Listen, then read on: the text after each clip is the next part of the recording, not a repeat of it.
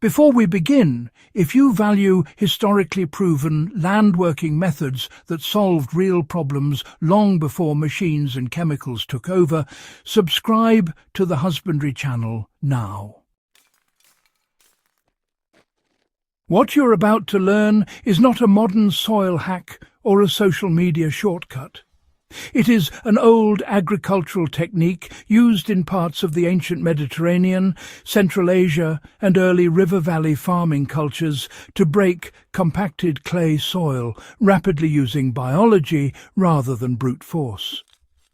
This method was relied on when iron tools were scarce, animals were exhausted, and planting windows were unforgiving. Why ancient farmers treated clay as a chemical problem, not a physical one. Hard clay soil resists digging because its particles bind tightly together, forming dense plates that exclude air and water. Ancient farmers learned early that striking clay harder did not fix the problem. Instead, they observed that certain organic liquids softened clay dramatically after rain or flooding events rich in decaying plant matter. This led to the deliberate development of fermented clay treatments that attacked soil structure at the microscopic level. So, why was fermentation the key that metal tools could never quite replace? Well, fermentation produces organic acids, enzymes, and a whole host of microbial activity that disrupt the electrochemical bonds holding clay particles together. When these compounds are applied just right, they actually cause the clay plates to separate, which allows water and air to enter. Now, the soil doesn't simply turn to mud, it fractures internally. And honestly, that distinction is absolutely critical. Broken clay regains its structure rather than just collapsing. Ancient farmers, they understood all of this through experience, not with modern terminology. So, what was the clay ferment actually made from? The core ingredients were really quite simple and always local. Water, plant material rich in sugars or starches, animal manure, and, of course, time. Common additions might include crushed legumes, grain wash water, fruit waste, or even soaked bran. Manure introduced the necessary microbes, while the plant matter, that fed the fermentation. The whole mixture was left to ferment until it developed a sharp, sour smell, which signaled, active acid production. Now, this wasn't compost tea, not at all. It was stronger, thicker, and honestly intended for direct soil transformation. Why timing mattered more than strength? The ferment was applied to dry or hardened clay, not wet soil. Dry clay absorbs liquid rapidly through cracks and capillary channels. Once inside, acids and microbes began working immediately. Within hours, farmers observed surface cracking widen and soil resistance drop. By the next day, digging required far less effort. Applying it to already wet soil reduced effectiveness and, risked surface sealing. How ancient farmers applied it efficiently. The liquid was poured or splashed across the surface, not tilled in.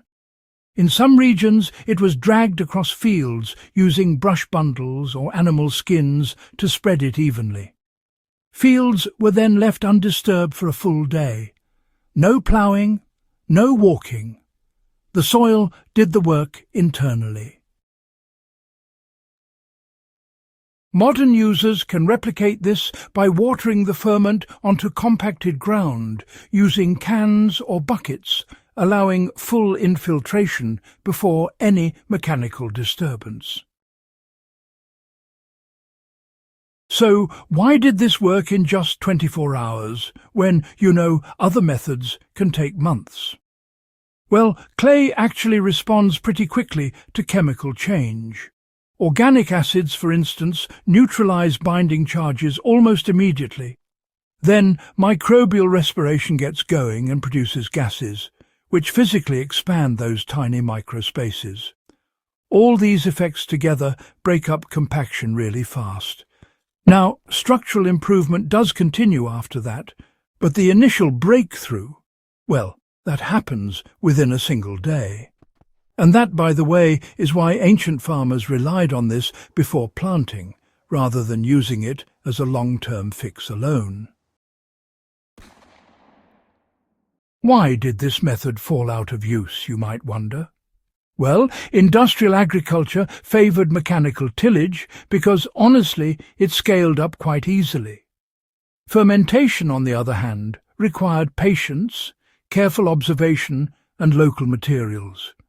It just didn't fit with standardized inputs or the rigid schedules of machinery. As livestock left the fields and manure became more of a waste product than a resource, the knowledge simply faded away.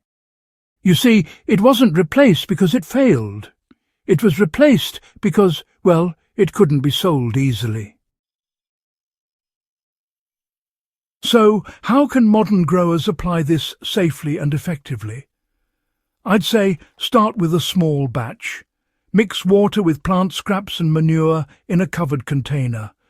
Allow it to ferment until it's sour, but not putrid. Apply only to compacted clay, not sandy soil, mind you. Wait at least 24 hours before working the ground. Then follow up with organic matter or living roots to stabilize that improved structure. Used responsibly, this method reduces the need for deep tillage and, importantly, preserves soil life rather than destroying it. Why does biology outperform force in the long run? Well, mechanical breaking of clay creates, at best, temporary looseness, but it's usually followed by even worse compaction. Biological breaking, though, changes how particles interact with each other. Ancient farmers, you see, favoured methods that improved the soil each season, rather than just resetting it over and over again. Why does this knowledge matter now? As soils harden under machinery, drought and chemical dependency, fast biological solutions are frankly no longer optional. They're necessary. The clay ferment trick shows that ancient farmers understood soil as a living system, not merely an obstacle. If preserving and applying this kind of agricultural intelligence matters to you, do consider subscribing to the Husbandry channel and help keep these methods alive.